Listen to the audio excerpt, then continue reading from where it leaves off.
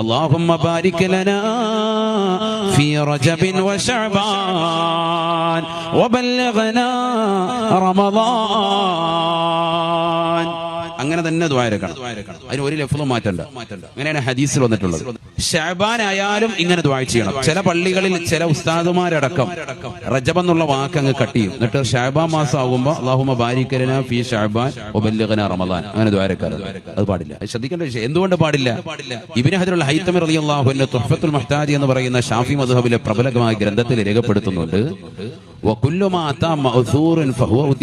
മഅ്സൂറായ ചില പ്രാർത്ഥനകളുണ്ട്. മുത്തുനബി സല്ലല്ലാഹു അലൈഹി വസല്ലമ തങ്ങൾ മുഖേന വന്ന പ്രാർത്ഥന അല്ലെങ്കിൽ ഖുർആനിൽ പറഞ്ഞപ്പെട്ടതാകുന്ന പ്രാർത്ഥനകൾ അത് അതേപോലെ തന്നെ തുടർത്തിക്കൊണ്ട് വരലാണ് വേണ്ടുന്നത്.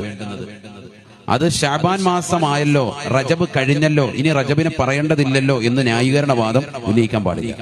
എങ്ങനെ തന്നെ ദുആ ഇറക്കണം, അല്ലാഹുമ്മ ബാരിക് ലനാ ഫീ റജബിൻ വശഅബാൻ. അപ്പൊ നബിതങ്ങൾ എങ്ങനെയാണ് ദുആ ചെയ്തത് അങ്ങനെ തന്നെ കൊണ്ടുവരിക. ഒന്ന്. മറ്റൊന്ന്, ബറക്കത്ത് എന്ന് പറഞ്ഞതിന്റെ അർത്ഥം വിശാലമാണ്. ബറക്കത്ത് എന്ന് പറഞ്ഞാൽ എന്താ അതിന്റെ അർത്ഥം? അധികരിച്ചതാകുന്ന നിഅമത്തുകൾ, അനുഗ്രഹങ്ങൾ ലഭിക്കുക, അതിനോടൊപ്പം തന്നെ അത് നിലനിൽക്കുക എന്നുള്ളതാണ് ബറക്കത്ത്. ഒരാൾ ശഅബാനിൽ ദുആ ഇറക്കുന്നു, എന്ത്? അല്ലാഹുമ്മ ബാരിക് ലനാ ഫീ റജബിൻ വശഅബാൻ എന്ന് ദുആ ഇറന്നാൽ അതിന്റെ അർത്ഥം എന്താ? അല്ലാഹുവേ, റജബിൽ ഞങ്ങൾക്ക് നൽകിയിട്ടുള്ളതാകുന്ന അധികരിച്ചതായ ബറക്കത്ത് ഞങ്ങൾക്ക് ഈ ശഅബാനിലും നിലനിർത്തി താ അല്ലാഹ് എന്നാവും വായന.